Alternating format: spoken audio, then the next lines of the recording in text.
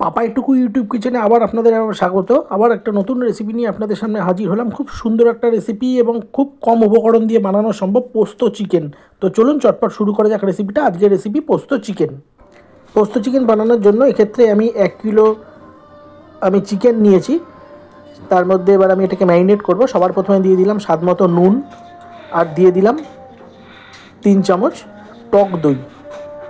আর কিন্তু কিছু দেবো না। এটাকে এবার আমি ম্যারিনেট করব। ম্যারিনেট করা আমার হয়ে গেছে দেখুন।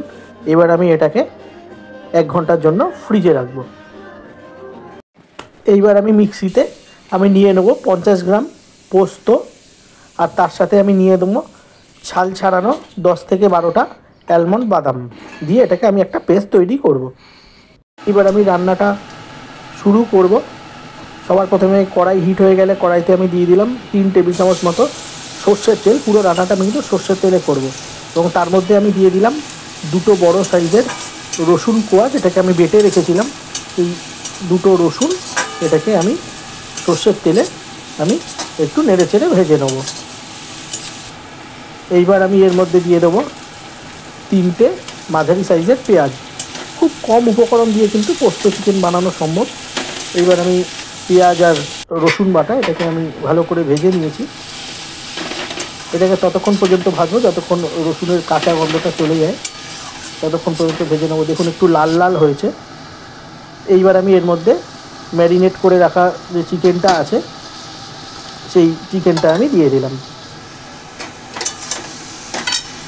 এইবার আমি চিকেনটাকে ভালো করে পেঁয়াজ আর রসুন যেটা আমি ভেজে রেখেছিলাম, পেঁয়াজ আর রসুন বাটা, তার সাথে আমি ভালো করে কড়াইতে মিশিয়ে নেব।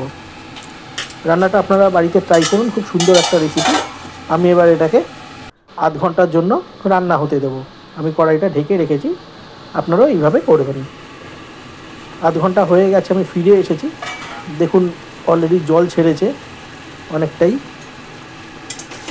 আমি আবার একটু আমি হাতা দিয়ে একটু নেড়ে চেড়ে নিচ্ছি। অলরেডি একটা সুন্দর গন্ধ বেরোতে শুরু করেছে।